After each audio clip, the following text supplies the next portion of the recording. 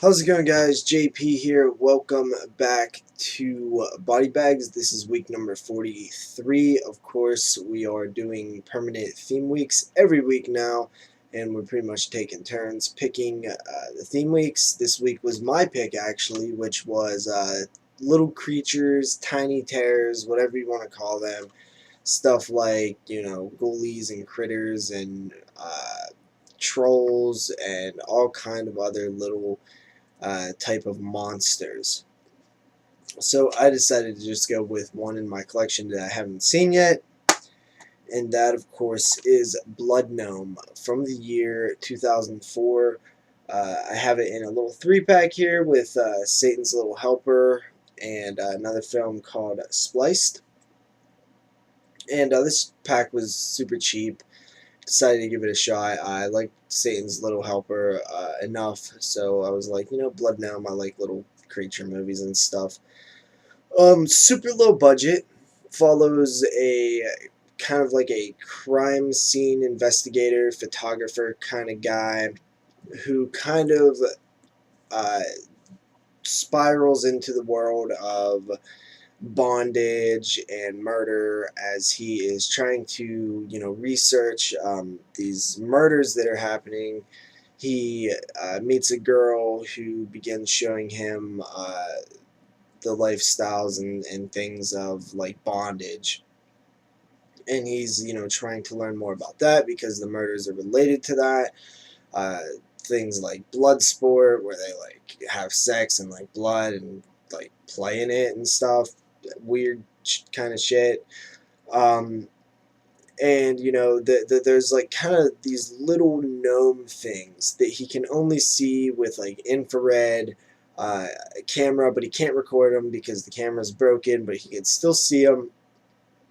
And they're kind of like invisible, and they basically kill people and like drink their blood, and then somebody else is like harvesting these things and making drugs out of the gnomes. It's a really bizarre film. Super low budget, very very independent, super bad acting most of the time. There's some okay stuff here and there, and by okay I mean like bad. But for this type of film, it was, I guess, okay at times.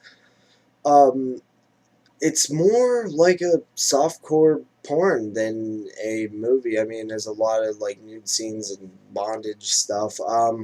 It seems like the guy who made this film, I don't know anything about him. I didn't watch any behind the scenes or anything, but it seems like he might be very interested in that sort of thing, or he, um, you know, has some sort of connection with the whole bondage thing. And this film honestly is not that good, but for as low budget as it is, I've seen way worse in these kind of attempts at making a film.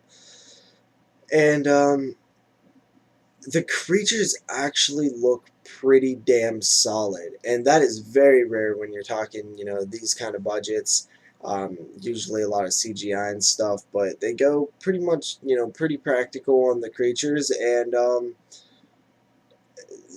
they're limited. The articulation and stuff is limited in what they can do, but they don't.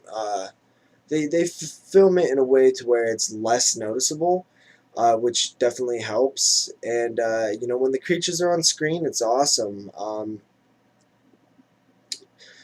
And that really is kind of it. There's not much else in the film. Some boobs and stuff, but the lead character is very weird and kind of annoying slightly. I really wasn't feeling him too much. There's really not much to say about this one. It's pretty bad. Pretty bad acting, all the typical things that make films bad, except for it has some cool creatures in there every once in a while, and a very bizarre plot that's kind of original. So, there's like a little effect that they use when they're showing the creatures like on the camera, and they're like kind of ghost looking. It kind of looked a little funny at times, but I kind of liked it. Anyway, that's about it for Blood Gnome. I give it a 4 out of 10. It's not a good movie, but it's, you know, kind of maybe worth checking out in a weird, bizarre kind of way. So see you guys next week with another theme, and peace out, guys.